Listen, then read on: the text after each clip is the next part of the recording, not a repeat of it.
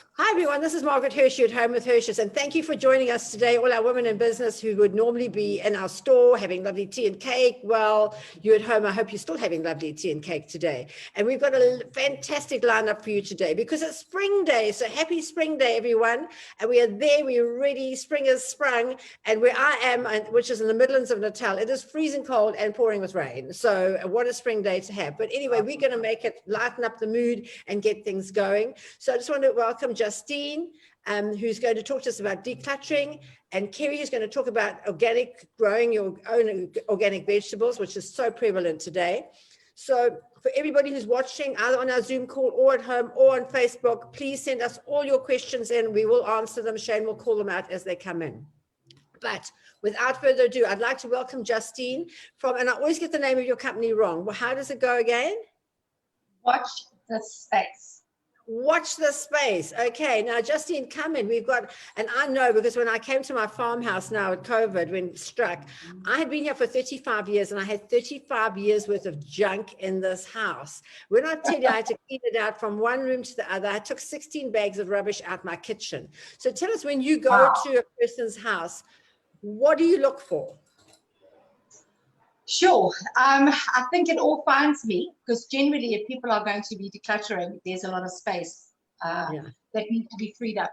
So I think that each home is different, but being the first of spring, I think it is time that people need to start getting a spring in their step and start cleaning out their homes. So yeah, I think that the first thing is obviously finding that mojo. Finding that motivation, and I know it's all very overwhelming. As you said, you go back to your place in the Midlands, and there is just so much stuff. So that's where I come in, because to me it's a challenge, and I love it, and I love getting in there and just freeing up all that space. It's freeing up your mind. So yeah, it's for me it's easy. For everybody else, it's daunting and it's overwhelming. Well, I know when I came up to my house, what I did is room by room, I actually took everything outside and put it on the lawn so I could see exactly what's there because it was so piled up. How do you go? Do you go room by room, or do you just go and say, okay, let's take all of this out and all of that out?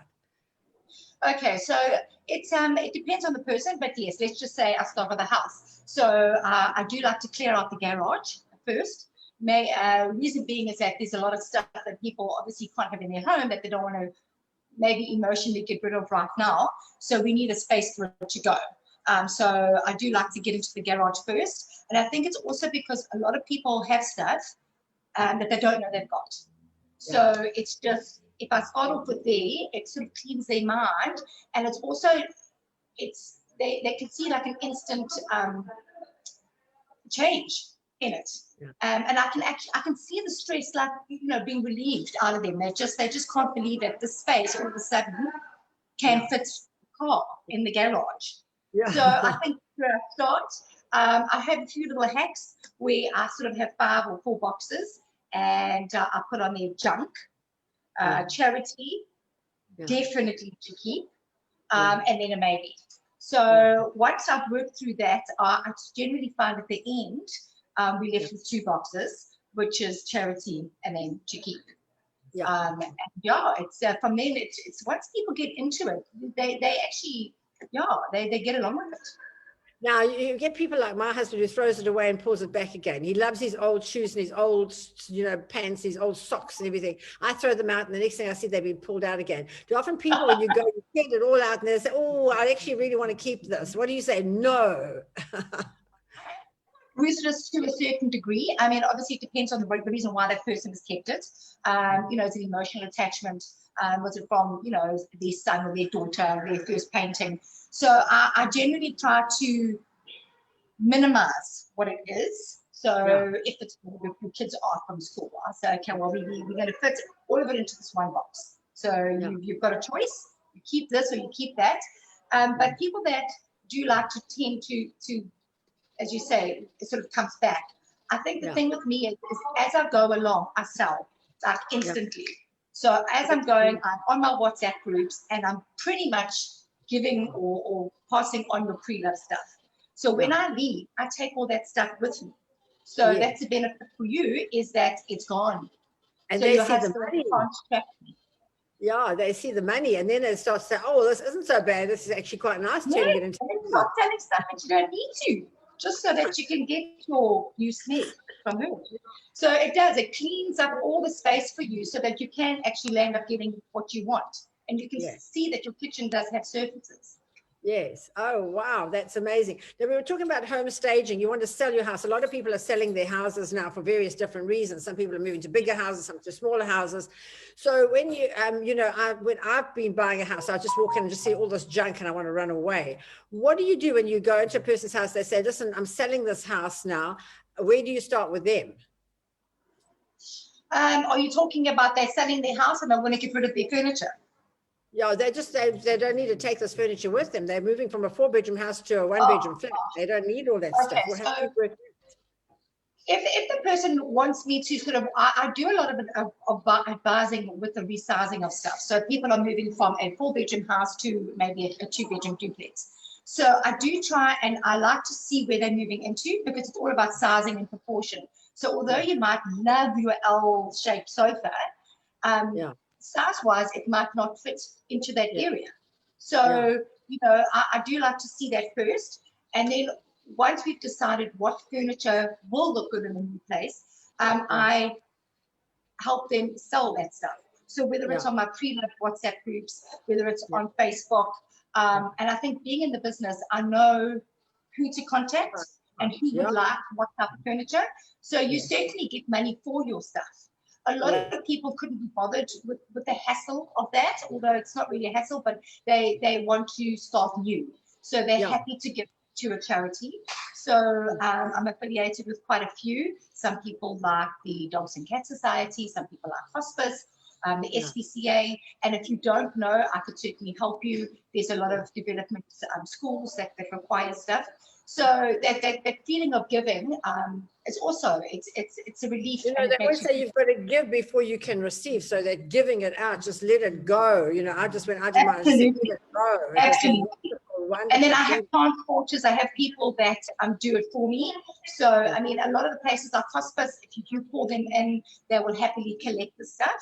So I'll try and make sure that the stuff is gone like pretty soon. Like your husband, I don't want him to go and repurpose all that stuff back into the house. So I do like to make sure that it goes. And it's a very good feel-good factor, and there's something to be said about giving. And it is going to pre-loved. I mean, people are going to re-love and continue to love those items. So, Now, let's talk about the deceased estate. A lot of people are overseas, their parents are left here, and they've got a big house and they die. And then this poor person comes from overseas. They're only here for a week because they can only get a week's leave, and they're trying to sort it all out. Obviously, they'd call you in then now, and you just say to them, look, what do you want to keep and what do you want to get rid of? Sure, yeah. So obviously the good silver and all the other stuff. The person would come with me, tell me what they want. Obviously, you use your savvy as well. You know that the ID books and the passports and all of that and papers and the photograph. You know that those are something of value to that person. So yes, I go around with them, and then they basically say, well, do what you want with the rest. Or I would prefer this to go here, or I'd like this to go to a nice children's home. So I literally do it all for you. I mean, I sell cars.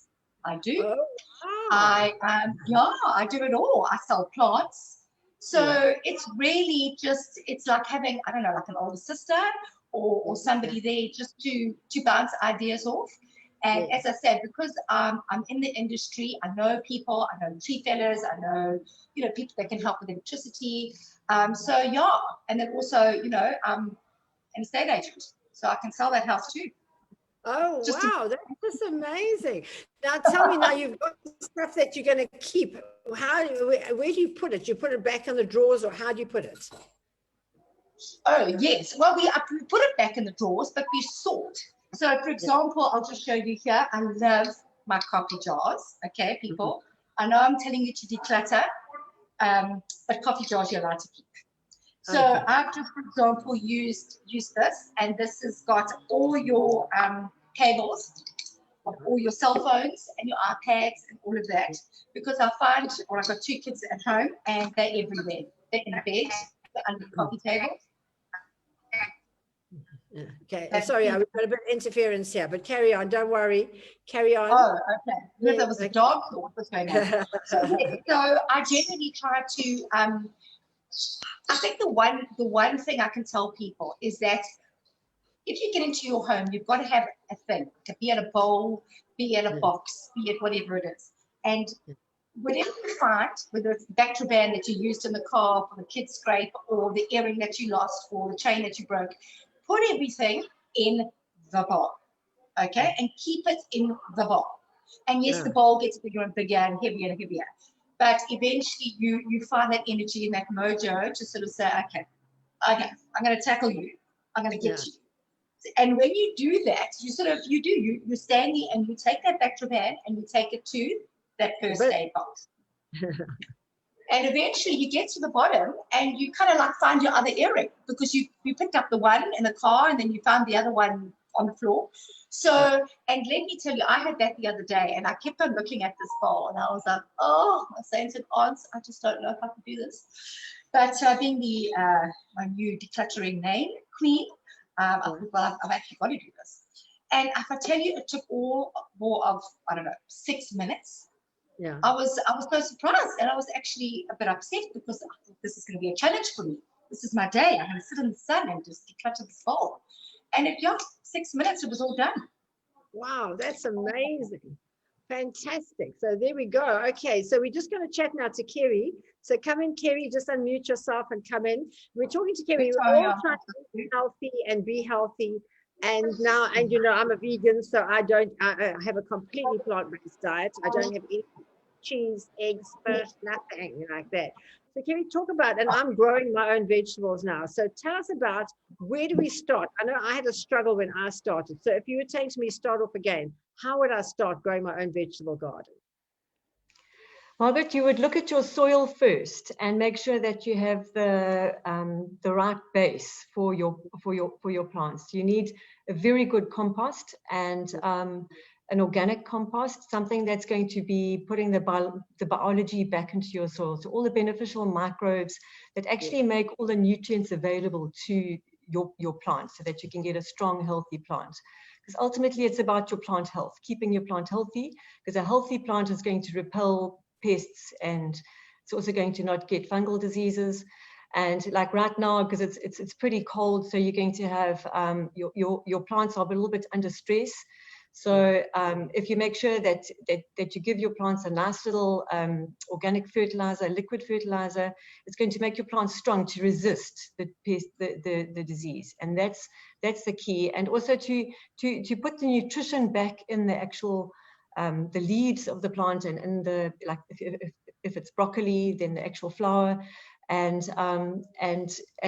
that's directly going into your body. So locally we have Living Earth compost, and there's also a product called Vita Soil, which what's happened? Oh, no. Oh, there I am. Oh, okay. James was showing the spring day picture with all the flowers. Okay, yes. And so really it's about feeding your plant the correct nutrition, and it's really quite simple. What else? Where do you start? Because when I started with things that would grow very quickly and very easy, like spinach and carrots and turnips and things like that. What do you suggest people start with when they want to start their own vegetable garden now and live off the land? Yes, you're absolutely right, Margaret. That's what I would have started with too. Spinach, rocket, celery, carrots.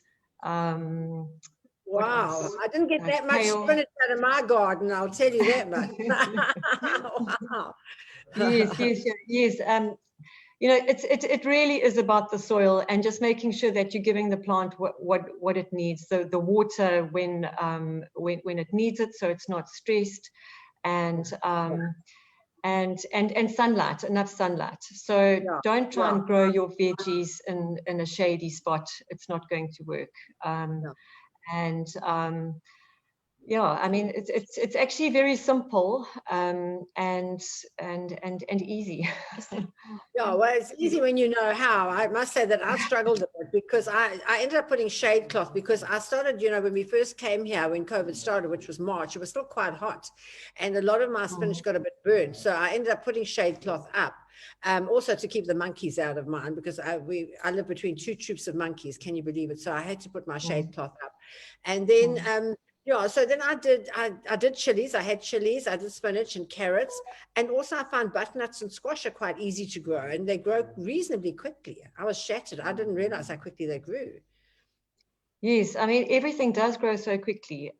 Things with squashes and butternuts and those type of plants, they are quite susceptible to mildew, which is it's a type of fungal disease.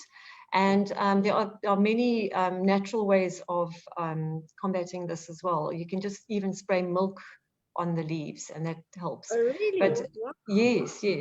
But there are many beneficial fungi which you can actually also spray on the plants. A lot of farmers use these now. It's a type of biological approach, and instead of using chemicals.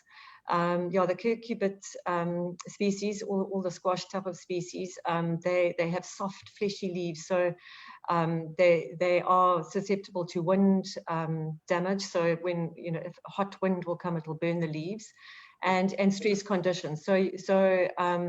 But yes, they grow so quickly and they're so rewarding. Yeah, they will. And chilies as well. I mean, I grow lots of chilies and they also I think they grow quickly, very rewarding. Potatoes, I haven't stretched to potatoes yet. And what is that, an artichoke in the middle there? Yes, my artichokes have just started flowering now. I'm very excited. I've got about 50 artichoke plants. Wow. And they've just grown so well. I use a product called Seabricks, which is a kelp-based nutritional supplement. And it has a lot of trace minerals and all the right things in it to just add that additional nutrition that the plants need. And yeah, I mean, it's been amazing how my garden has responded. And those tomatoes look amazing. And I must say, the tomatoes that you grow yourself don't taste anything like the tomatoes you buy in the store. They taste so much better. Brinjals also reasonably easy to grow. And what is that? Like a type of lettuce on the other side there? Yes, that's a butter lettuce and spring onions. Yes. Wow, and they're quite easy to grow as well. Yes, okay. Yes. And then, sorry. And so, I was going to say, so where do you get all the stuff from? Wizard Worm Wee. Well, that's a new one. Yes. We haven't seen that one before. Where did you find that one? Yes, no, that is a guy in Greytown, and he's been doing this for a long time. He actually supplies people with worm farms, so you can have your own little worm farm in your back garden and make your own fertilizer. And then the other thing is the Vita soil. This is a product which I'm trialing, and it's a very concentrated form of compost and soil conditioner. It actually has a very high carbon level. So what our soils are lacking mostly these days is the carbon. And so this form of carbon is actually very available to, directly available to the plant in terms of the nutritional value of it. And it also provides like a reef where the beneficial microbes can go and live and breed. Because that's the beneficial microbes is what allows the nutrients to become available to the plants and builds the quality of the soil. Yeah. So it's almost like what we take actual supplements for ourselves. You've got to supplement the soil if you want to have a good result.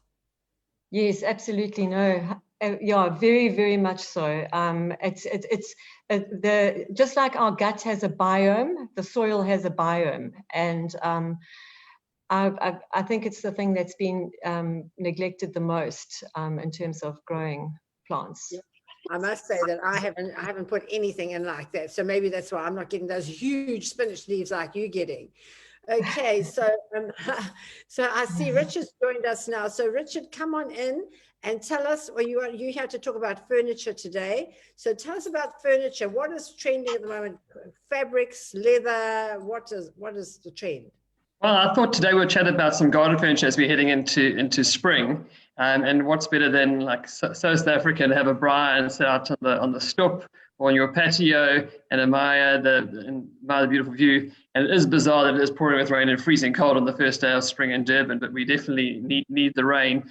But these photos were taken a couple of months ago in Durbs. And these are some of the garden furniture that we do. When it came to garden furniture, there's wooden and lots of other products as well. They're quite high maintenance. We've chosen to keep a range of aluminium garden furniture with a polywicker structure around it that looks like cane, but it really is a plastic, which is amazing to have, especially outside. We can just hose it out with the hose pipe, and it's the best way to keep it clean. It's super light, so it's easy to move around, and super comfortable as well. So it's important that if you are going to be out gardening, or while someone's tidying your house, you can be sitting comfortably on the stoep outside and watching the world go by. So we just want to jump in. We rise around of bar stools as well. So if you're eating or drinking outside, to have the bar stools outside. We keep quite a range of this. Is a stainless steel, which are perfect for outside or under covered patio. And at this time of the year, I'm sure we're all just desperate to get out again and sit outside our homes and take in the view. Lots of furniture for inside the house as well. And at Hirsch's, we keep a range of furniture which is 99% made in South Africa. So we look for furniture factories that make furniture for us in South Africa. And our thoughts are, we are supporting local manufacturers. How can our customers possibly do that? So Grafton Everest and Earthline, which are both made in Durban, some of our best-selling products. And we just go for super comfortable, very relaxing, well-made, made in South Africa is what we look for when it comes to furniture. That's me. Yeah, well, that's a fabric suite, but we do leather suites as well, and we do recliners and all sorts of like the lazy boy type chairs. All that sort of thing is available at Hirsch's, indoor, outdoor, and at exceptionally reasonable prices. I was just pricing furniture now for somebody else, and it was just amazing to see the difference in price between our furniture and what's out there. So thank you, Richard, for that. Now let's get back to Justine. Justine, come on in and tell us now, when you've been decluttering, oh, you've got all your lovely stuff there. Tell us what you got there. I've just got a few little tools here. It's all just going back to the decluttering. I just find, a lot of people can start in the pantry cupboard, and I find it's an area that a lot of people battle with. So it's the same thing. I sort of just keep the coffee jars again, and then you could just do this kind of we've also got this where you could just, stick a label on. And you can put there maybe the expiry date if you feel. I never get to that point because, as I said, I have kids, so everything's gone before the expiry date. But yeah, so these are just little hacks that I think that you could try. I mean, it doesn't have to be kitchen stuff here. I've got all the staplers and staples.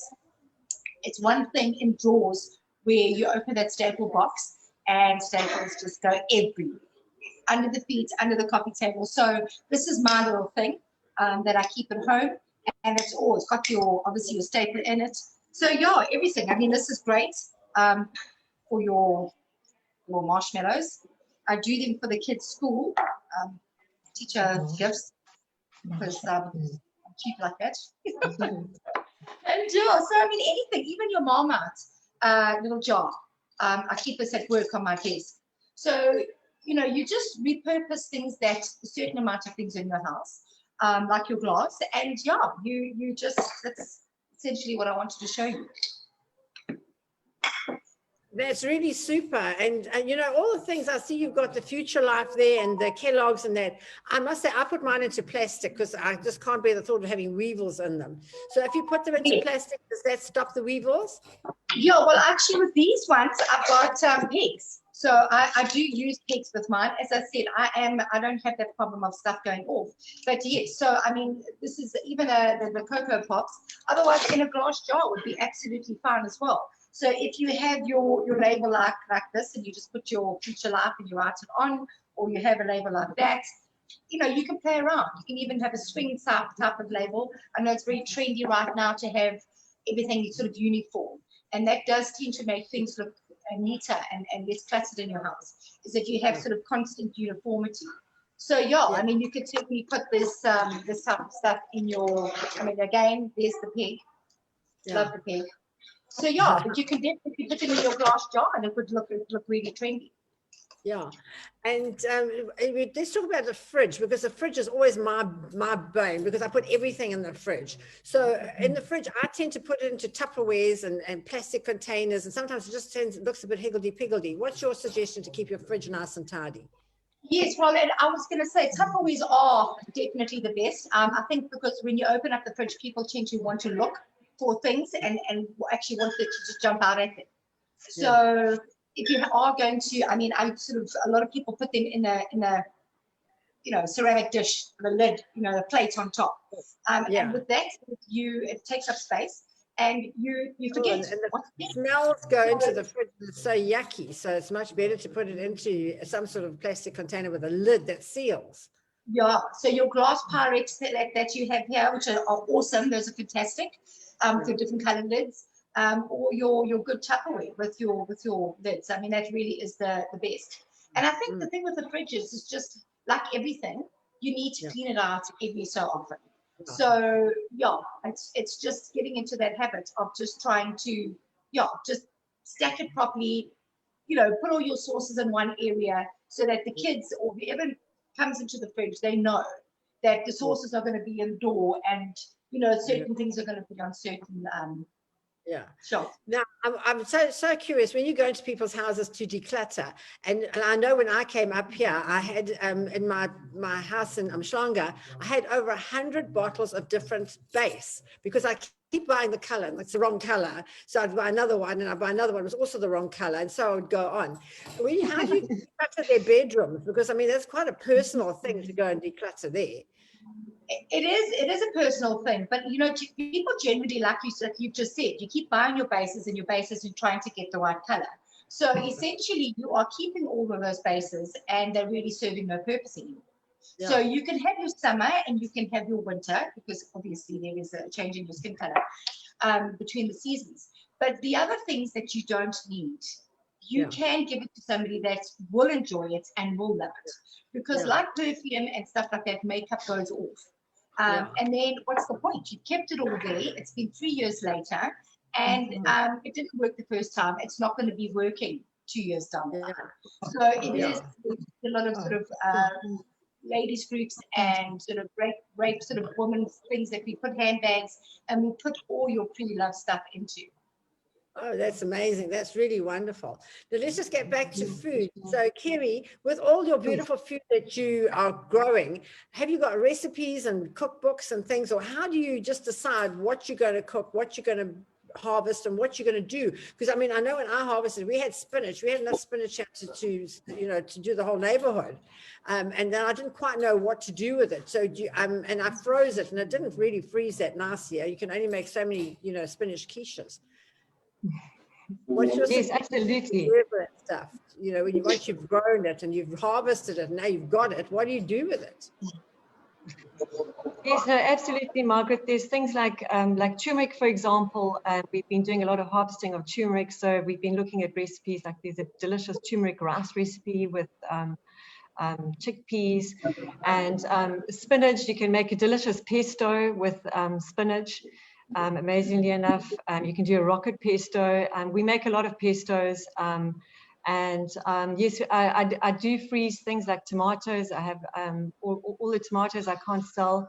I then freeze them to use in my mince. So do you cook them first? Do you cook them all up and Yeah, some of them I do. Like yes, I make a pizza base tomato which I freeze, and then the rest I just Yes, and I have 3 sons and they eat a lot. So,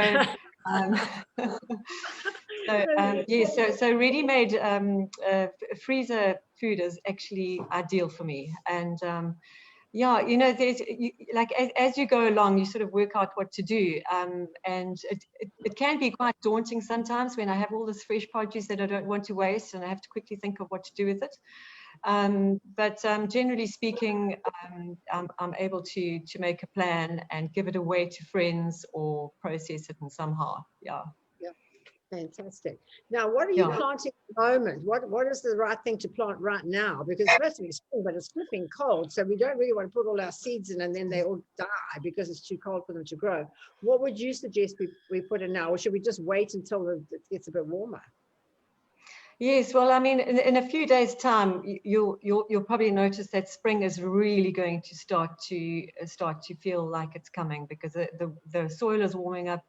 Just before this cold snap, you could sort of feel it coming.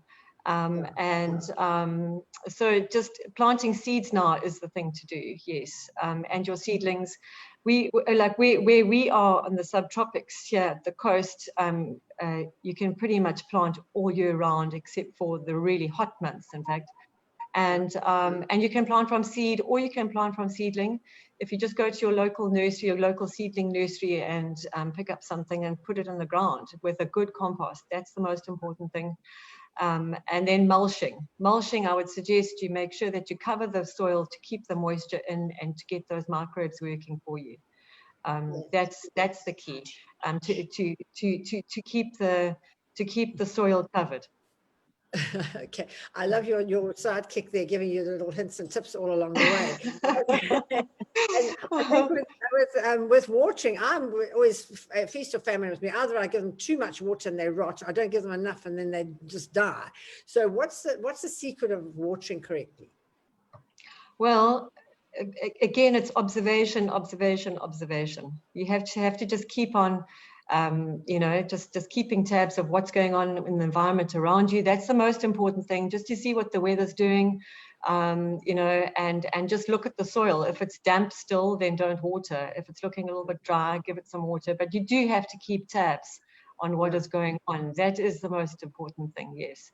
And just to be aware of what's going on in the environment around you. If you have a very hot day, then just give extra water. And when it's cold like now, don't water in the beginning of the day. So start watering when the sun is up at around about 10 o'clock, because then you'll have less problems with funguses coming in and breeding, those sort of disease issues. And so it's really about feeling what's happening in your environment. Yeah, fantastic. Now, to wrap up, we're going to start with Richard, wrapping up on furniture. What's trending in furniture at the moment? We're all tired of the 3-2-1 and the corner suite. There has to be something more exciting in life. Yeah, so comfort's definitely trending, and it's one of our trends that we've picked up. People want something to sit on that's going to make them comfortable when they watch TV at night. And in outdoor furniture, the huge trend is definitely to the polywicker aluminium frame, which is just so it just goes with your lifestyle. So you don't have to have something which is have to varnish every year or maintain, or it's too heavy to move when you need to move it. So super light, super comfortable, very practical furniture that we sell at Hirsch's. So come and have a look at our whole range.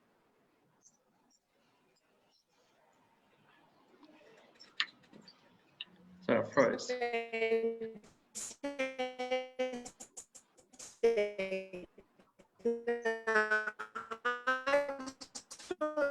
Talk a little bit about air conditioning. Now, you might say, why are you talking about air conditioning market when it's one of the coldest days of the year?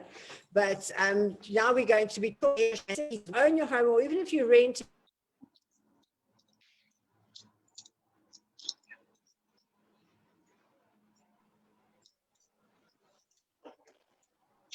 Sorry about that. Bogus has gone offline, and go over back to the team. You could finish off. Yes, there was a question that came through earlier, and it was, how do you help? Sorry, my Wi-Fi went down. Hold on. We've got feed coming through here. Do I carry on? Right, I can carry on, people. So yes, how do you help a hoarder declutter? Yes, carry on. And I think the thing is that there's so many reasons as to why people hoard. There's an emotional attachment. And I think the only thing I can really advise is that you've got to try and work through that process of why you're keeping it. So it is good getting somebody else in. So be it me or somebody else in your family, because as soon as you become accountable for getting rid of stuff, you then start getting into a zone. So I think once it's about starting, it's just about doing it. So I think it's like a diet or like exercise. You go to gym and you going to swipe your card and you're paying. So you put your trainers on and you go. So if you think, I'm going to go for a run, you're like, oh, maybe not today, maybe tomorrow. Oh, I don't know when I feel like it. So I find that when people do call me in, by the time I get there, they've pretty much started on their own, and they've got all the stuff out the garage, and they're they're getting into it. And I think it's because they are now accountable to me to have to do it. So I think that if you are not in the KZN area and I can't come and see you and help you, then I think getting somebody within your home or a family friend just to come and sit down with you and say, right, today we are going to do it. I recently gave my son a book by Richard Branson, and it was called Screw It, Just Do It. So that's kind of what I'm going to leave you guys off with. And it's just do it. Just start. Just start, or phone me if you're living in the KZN area, and let me come and help you, declutter. Declutter from the emotional point of view. It frees up your life. It frees up your mind. And it then allows you to go and find the things that you need and just to let in things into your life, knowing that you've decluttered your space and you've got sort of rid of some of that sort of emotional baggage of hoarding all these items. Fantastic. Now, thank you so much. And sorry, I disappeared. My Wi-Fi went down, but thank you, Lord, it came back. So I was just talking about air conditioning and keeping the inside of your home the same temperature. The inside of my home is the same temperature 365 days of the year. It is 23 degrees, whether it's summer outside, winter outside, or whatever. And it's so nice to have. So you think it's expensive? We've got some specials on at the moment. For a normal air conditioner for your bedroom, it costs about 12,000 Rand. We've got a special on 7,999 for a fantastic one. And also for your lounge, dining room, kitchen, you need about a 24,000 BTU. They normally go for about 20,000 Rand. We've got it on special for 15,499. So for 15,000 Rand, your whole lounge, dining room, kitchen area can be absolutely blissful in summer and lovely and warm in winter. So it's really worth considering that.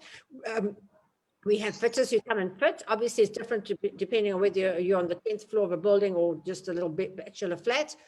But it costs roughly work on about 1,800, what we call a back-to-back for an air conditioner, and it will make such a difference in your life. So we really talk about houses and what's really good to have. Those are really good to have. If you're renting, we can put it in. You can take it when you leave. If it's your own house, it will enhance the value of your house by thousands and thousands of Rand. So it's really, really worthwhile. And Kerry, just in closing from you, what should we be looking at? What should we be doing? And how will having a garden enhance our life? I know for me, I wanted to get off the grid. I didn't want to be going and buying food that's been irradiated, so it lasts forever. And I didn't want to be buying stuff that I didn't know what was put onto it. Pesticides are on it. You get the apples and they're coated with that white coating. Here we grow oranges and lemons and things like that. So we really have it made where I am at the moment. But what's your advice to the person who just wants to start out? You said, get your soil right. All that stuff you put on for us to buy, can we buy it from you, from a nursery? Where do we get it from? Yes. Just start. Just believe in yourself. Trust that nature is going to do the job for you. Buy good seedlings, buy good compost. You can get the Vita soil through me if you want, and the Living Earth compost. That's also in our area. Excellent compost. The wormweed, I can put you in touch with the person for that. Just really just start and do it and just try. It will work. Nature does work for you. I don't know what else to say other than it is so rewarding, and get your kids involved. Make it fun, and also don't if you have a failure, that's fine too. Just see it as a learning curve and move on. Because that is the that is the key. Just to enjoy yourself and just go for it. I must say that I love it. I really do. I love being out and being able to do that. You're so fortunate. And if you haven't got space outside, start with a herb garden. I know Richard's got a beautiful herb garden outside his house. And yeah, I think you've got to start somewhere. Just start with thyme and basil and all the usual stuff. And then you can put it into your lovely little containers like Justine's putting in there.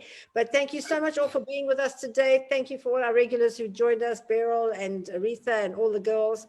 Thank you for being on. If you are watching us on Facebook, we hope you enjoyed it. Send us your comments below. If you've got any more questions, just send them to us. We'll send you the answers. Thank you to Justine from Watch the Space. I've got it right now. And thank you, Kerry, for all your input and for all your decluttering advice and everything. Thank you, Justine. Thank you, Kerry. Thank you for being on the show. And thank you to all the girls for being with us. Have a wonderful spring day. Thank you.